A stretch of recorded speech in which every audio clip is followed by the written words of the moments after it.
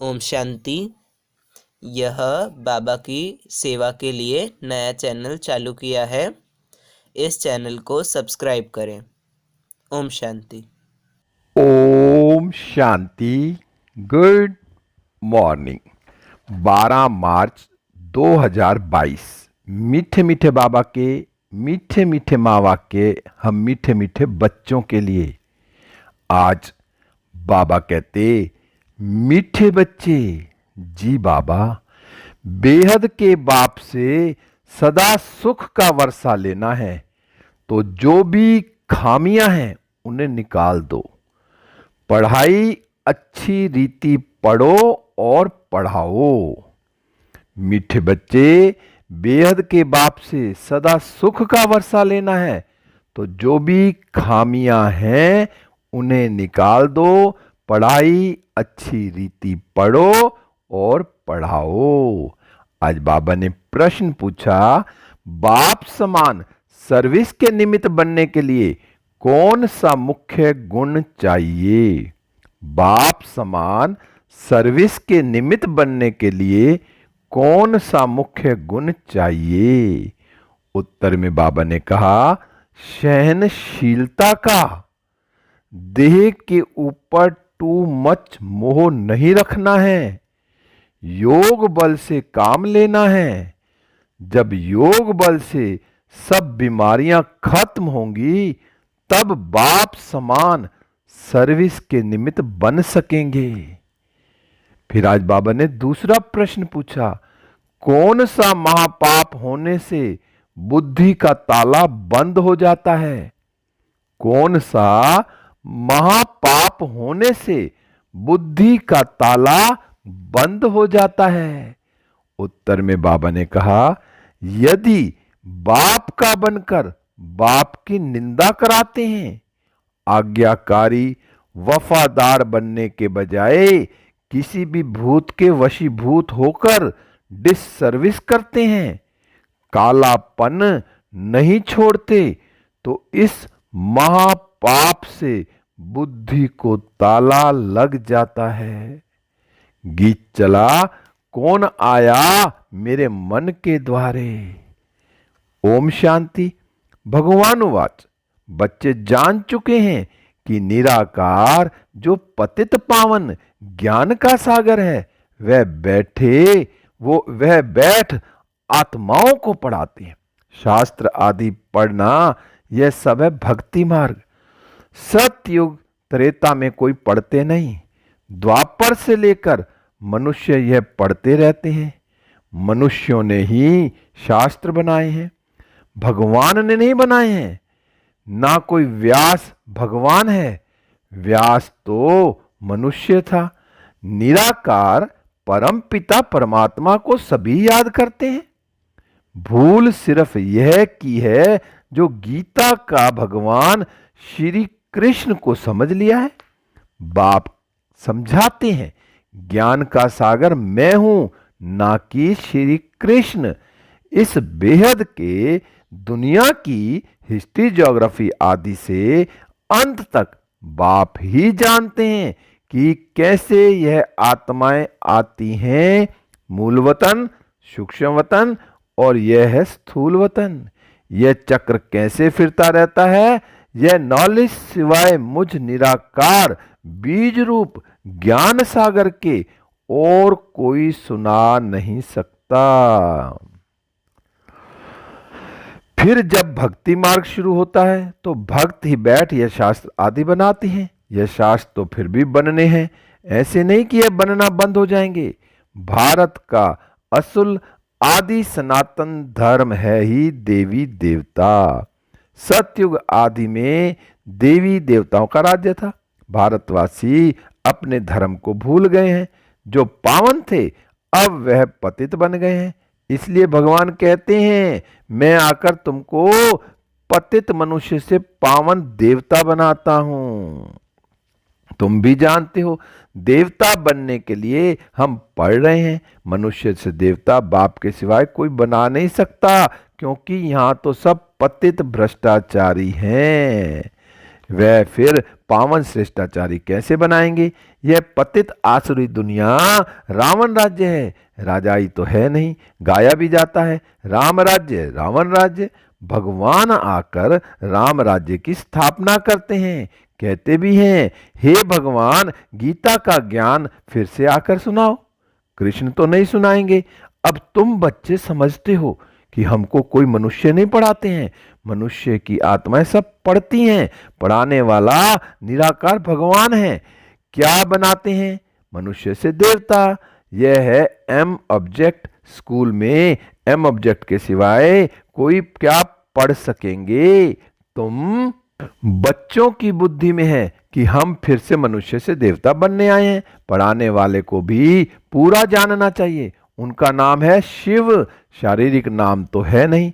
और पढ़ाने वाली होती है, बाबा ने कहा, और पढ़ाने वाली होती है आत्माएं, जो अपने अपने शरीर द्वारा पढ़ाती हैं।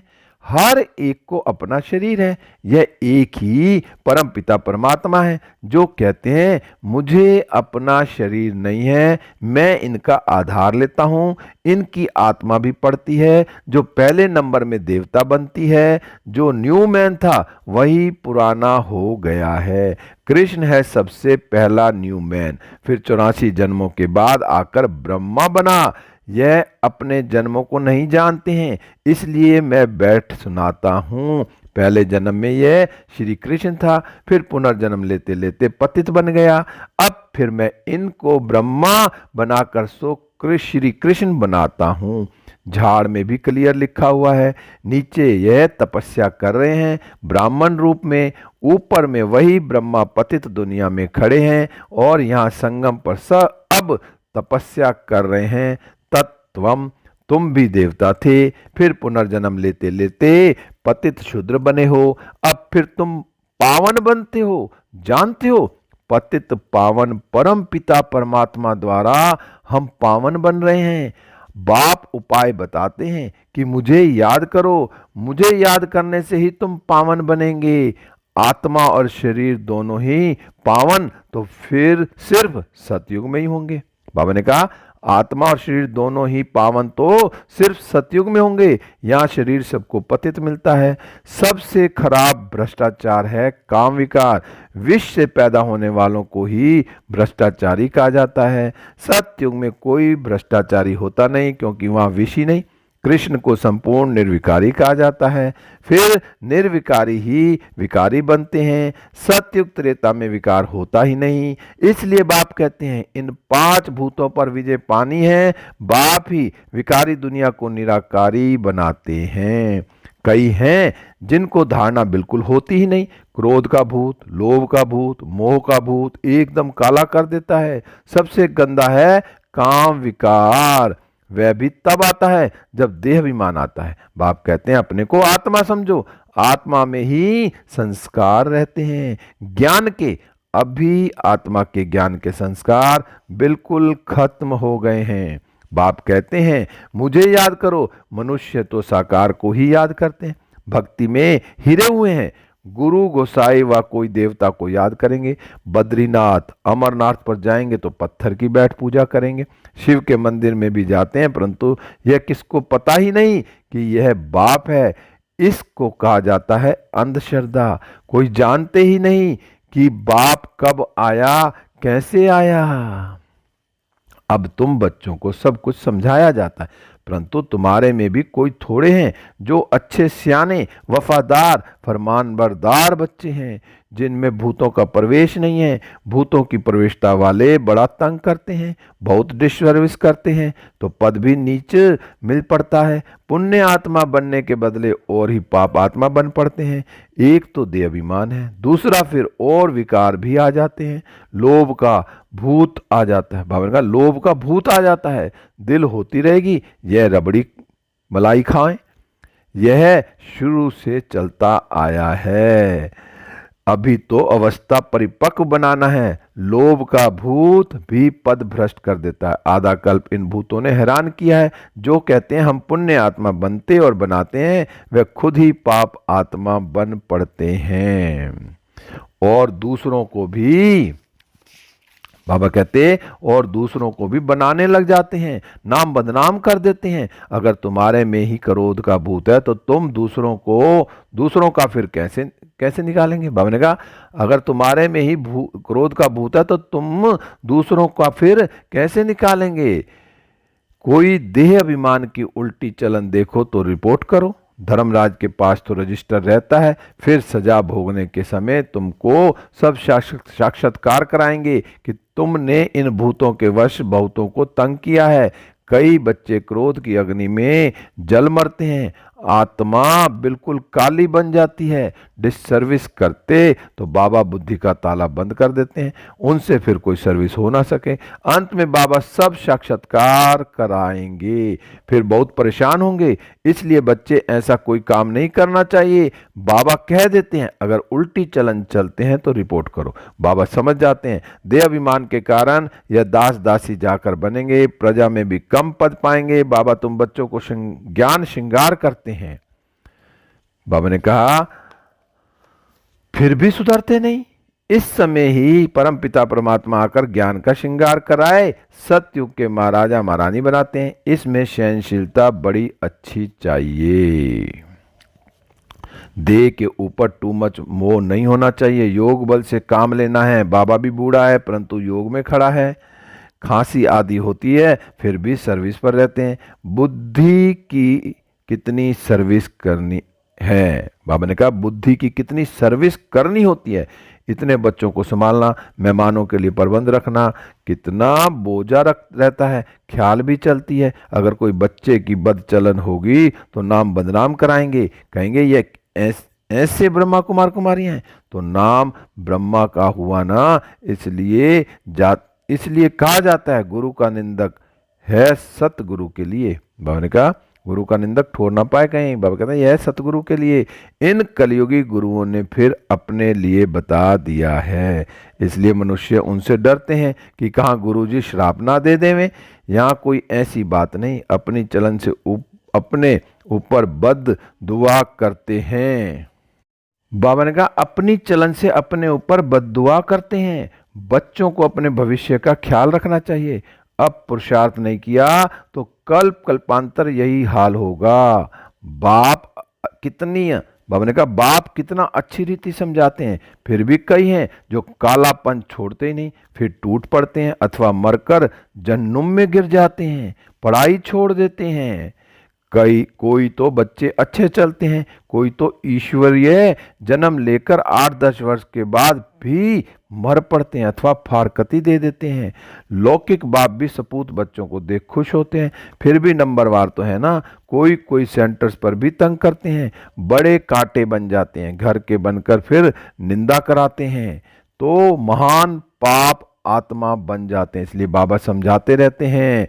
तो यहां तुम आए हो बेहद के बाप से सुख का वर्षा लेने, तो खामियां सब निकालनी चाहिए। स्कूल में पास होने वाले स्टूडेंट शर्त रखते हैं कि हम 80 मार्क्स से पास होंगे, 90 मार्क्स से पास होंगे। फिर जब पास होते हैं तो खुशी में 1-2 को तारे करते हैं। यह है बेहद की पढ़ाई। सूर्यवंशी बनेंगे या चंद्रवंशी वह भी मालूम पड़ जाता है। चंद्रवंशी राजा रानी बाबा ने कहा चंद्रवंशी राजा रानी जब बनते हैं तो उनके आगे सूर्यवंशी जैसे सेकंड नंबर में हो जाते हैं। राम सीता का जब राज्य चलता है तो लक्ष्मी नारायण छोटे हो जाते हैं, सूर्यवंशी नाम ही खत्म हो जाता है। यह नॉलेज बड़ी रमणीक है।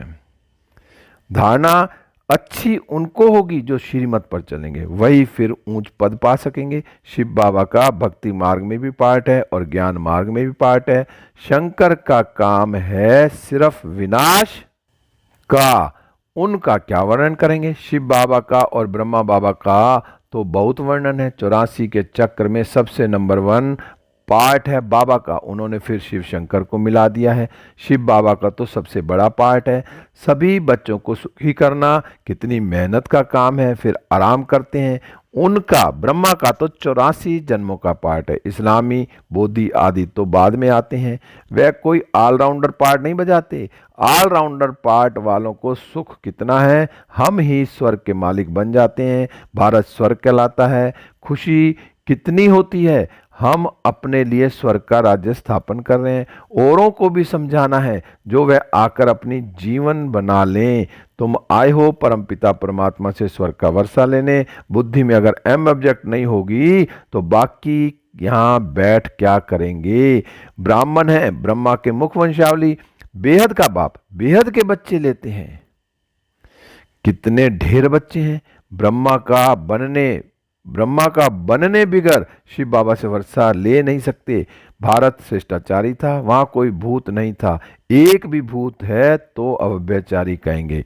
भूतों को तो बिल्कुल भगाना है। बाबा को बहुत लिख भेजते हैं, बाबा काम का भूत आया परंतु बच गए। बाबा कहते हैं बच्चे तूफान तो बहुत आएंगे परंतु कर्म इंद्रियों से कोई कर्म नहीं करना। भूतों को भगाना है, नहीं तो सूर्यवंशी चंद्रवंशी बन नहीं सकेंगे। ध्यान में जाना भी अच्छा नहीं है क्योंकि माया बहुत प्रवेश हो जाती है। अच्छा, मीठे मीठे सीखी लदे बच्चों प्रति माता पिता बाप दादा का याद प्यार और गुड मॉर्निंग। रूहानी बाप की रूहानी बच्चों को नमस्ते। हम रूहानी बच्चों की रूहानी बाप दादा को नमस्ते नमस्ते। गुड मॉर्निंग शिव बाबा, गुड मॉर्निंग मीठे बाबा, प्यारे बाबा, मेरे बाबा शिव बाबा। धारणा के लिए मुख्य सारे नंबर 1, कर्म इंद्रियों से कोई भी विकर्म नहीं करना है। ऐसी कोई चलन नहीं चलनी है जिससे अनेकों की बद्दुआएं निकलें। अपने भविष्य का ख्याल रख पुण्य कर्म करने हैं। नंबर 2, अंदर जो भी कालापन है, देह अभिमान के कारण भूतों की प्रवेशता है, उन्हें निकाल देना है। ज्ञान से अपना श्रृंगार कर सपूत बच्चा बनना है। आज बाबा ने वरदान दिया। बाबा का हाथ अपने सिर पर अनुभव करते हैं और वरदान को अपने अंदर समा लेते हैं। बाबा ने कहा, बिजी रहने के सहज पुरुषार्थ द्वारा निरंतर योगी निरंतर सेवाधारी भव। बिजी रहने के सहज पुरुषार्थ द्वारा निरंतर योगी निरंतर सेवाधारी भव। विस्तार है, ब्राह्मण जन्म है ही सदा सेवा के लिए। जितना सेवा में बिजी रहेंगे उतना सहज ही मायाजीत बनेंगे। इसलिए जरा भी बुद्धि को फुर्सत मिले तो सेवा में जुट जाओ। सेवा के सिवाय समय नहीं गवाओ। चाहे संकल्प से सेवा करो, चाहे वाणी से, चाहे कर्म से। अपने संपर्क और चलन द्वारा भी सेवा कर सकते हो। सेवा में बिजी रहना ही सहज पुरुषार्थ है। बिजी रहेंगे तो युद्ध से छूट निरंतर योगी निरंतर सेवाधारी बन जाएंगे।